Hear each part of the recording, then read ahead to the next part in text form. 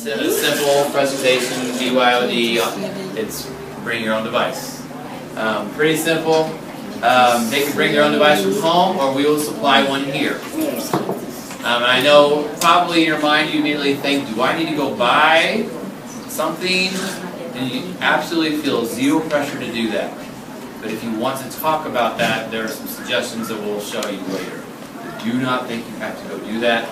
A lot of you guys already have devices at home they can use anyway. And here are some of the ones that work better than others. Some of them they found some difficulty with, some of them were great. The Chromebooks, of course, are what we supply also. We have 10 of them. We don't supply enough for everybody. We do have 10. Those are fantastic. That is the cheapest way to go.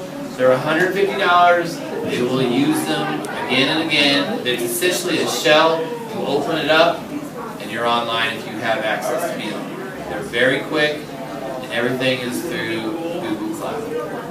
Because Google has the world. Then Google and Amazon. The iPads work great in a laptop of any type. But what they found don't work too well are the Nooks and Mrs. Waltz, the Kindles. Did they struggle with those too? Yeah, that's one that doesn't work as well. They struggle with Kindle. Yeah, somebody was saying earlier today Fire just in Kindle. Okay. Yeah, Kindles are something that they can bring. Their work, it's just limited. You're not going to get as much usefulness out of it. What about the newer ones? The newer ones are pretty good. They're definitely the first generation Kindle is going to be problematic. But beyond that, last year when I was using them in the classroom, I had students bringing Kindle Fires and then Fire 2s, and they did just fine. But the first generation had lots of connection issues. Wouldn't keep a connection to the internet. But outside of that, they used it for a number of different purposes. A lot of the handwriting stuff that they would do to keep their journal, they enjoyed it. Now it says tablets, and I think that's a little. When it says tablets, it's not talking about the Samsung tablets that are talking about Android. Those seem to be okay. Those are okay. Those are actually pretty good. Mr. Gooding, our technology director, was just testing out a regular, just run-of-the-mill tablet in that nature. That's an Android tablet. And it worked just fine, kept connection. That's the biggest thing that we've seen with those is they've dropped connection. But the newer ones, they're doing just fine. Okay, so what tablets would they stay away from if they had? A lot of your they run those really attractive deals, $79 for this tablet. Oh, if it's too good to be true. It's probably too good to be true. A lot of times those would stop working a month or two into it. I had kids tell me, oh, we had to send our tablet back, and it's going to be 3 months before we get it back. I mean, that's just a really big hit to the BYOD experience. You could spend, if you're able to spend a little higher to get a better device and you're wanting to, go for it. I'd highly recommend it. And the Chromebook would probably be the next, and those work fantastic. This giant stack is our BYOD acceptable use policy. This is the district-wide requirement in order for your child to access our wireless internet. So whether they're bringing their own device or whether they're using one of the Chromebooks or computers that are in our classes, all 5th grade parents will have to sign and return this before their kiddo will be allowed to get on the Wi-Fi, the wireless internet. All of our classrooms, all BYOD classrooms will have 10 Chromebooks for kiddos who don't have a device that they're bringing to school if they forget theirs. But even to use those Chromebooks, or even if they want to get on the Wi-Fi on one of our computers here, they would need, you guys will have to sign this. You sign it and they sign it. And there's all kinds of rules and regulations and things like that. And we just have a big stack right here. If you guys want to grab one of those a little bit later, that would be perfect. We have lots of responsibility for kiddos when it comes to this. They've got to follow their digital driver's license once they've earned that. Following all those acceptable use policies when they sign it. We'll go over it very carefully in class, but you guys probably will want to at home too, just to kind of talk through all those details. They're responsible for properly caring for and storing their device, and also following their specific teachers' expectations when it comes to when they're able to use devices and when they're not. What happens if you get on a site you're not allowed to be on that? Responsibility of students. They need to get their digital driver's license. They need to follow the policies. The teachers will go over it step by step with them on the policies on that.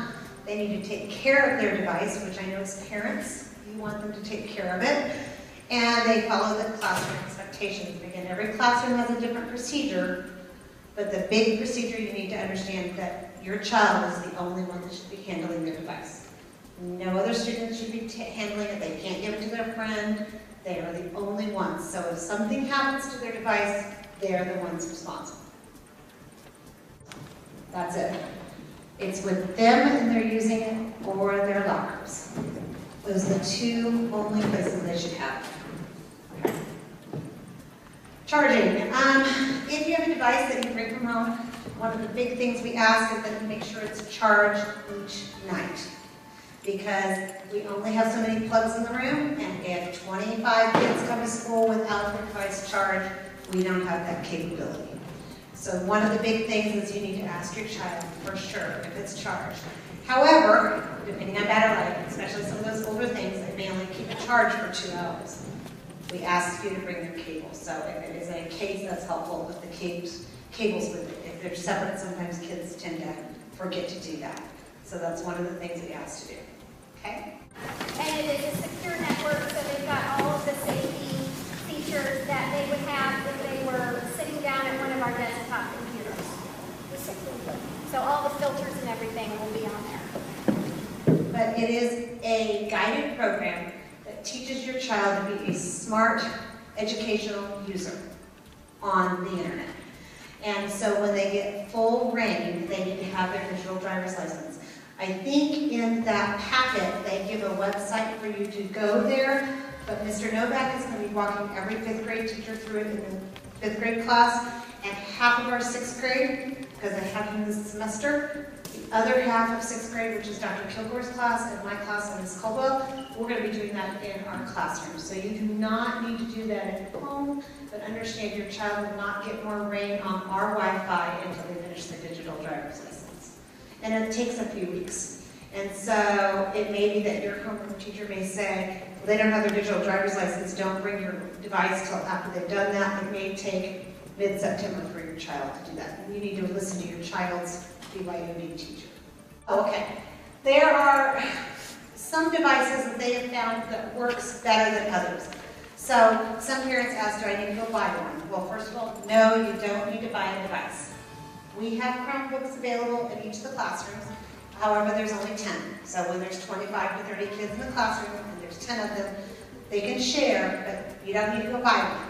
If you want to buy a device, or you have several of them, like I have some kids that have a tablet, and they have an iPad, and they have a notebook, we have found that the Chromebook by any distributor is really good.